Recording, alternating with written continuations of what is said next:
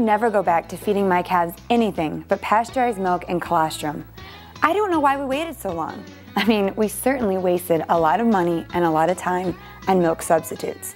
And we put our calves at risk for years without realizing how easily we could protect them.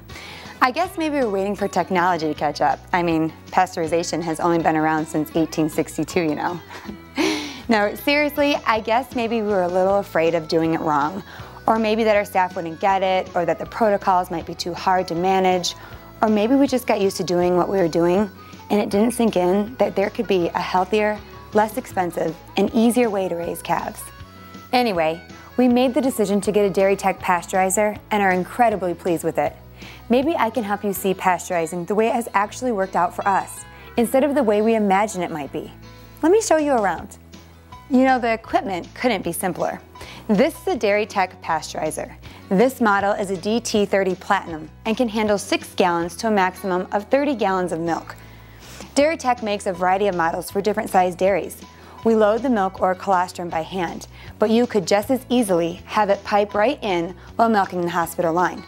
Just put the lid on and get started. When I turn on the machine and ask it to start a cycle, it asks me if I want to start now. That's usually the best option so that any bacteria in the milk will not have a chance to multiply. I press it a second time and my work here is finished.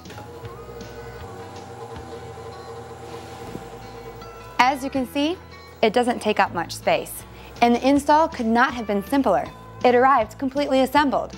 We had our electrician provide a dryer outlet and we hooked it up to cold water. A couple of gallons of distilled water for the heater, and we were ready to go.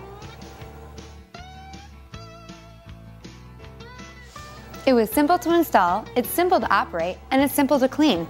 I like to think of it as simply elegant. It's pasteurizing right now, and as you can see, the temperature is already rising nicely. When my calf feeder gets here, it will indicate that the cycle has ended, and he can then push the reheat button, and in 5 minutes, it will be all stirred and warmed back up to feeding temperature. If there was any problem with the process, an error message will show up in the display. We have had the machine for a year and haven't had any problems with it, but it is a machine that we use twice a day, every day. DairyTech understands this type of environment and has included a replacement part kit with each machine so that we're not stranded with a weekend problem. I think it's a good idea. In our business, we don't like to leave much to chance. We're more than just labor on this dairy, we are management. And it's the management that gives us the edge and a chance to maximize our profits. This pasteurizer is a tool that allows us to improve the management of our staff and protocols. But we also have to implement a protocol to manage the pasteurizer. All the employees who use this machine watch the DVD that came with it so that it is used properly. Every month we take 3 milk samples. The first, as it goes into the equipment, another as soon as the process is finished, and our third sample from what the last calf has fed. If there was a problem, we want to know about it immediately. We know it isn't sterilization. We wouldn't want that. Our objective for the batch pasteurizer is to kill 99% of all spoilage bacteria and 100% of the targeted pathogens.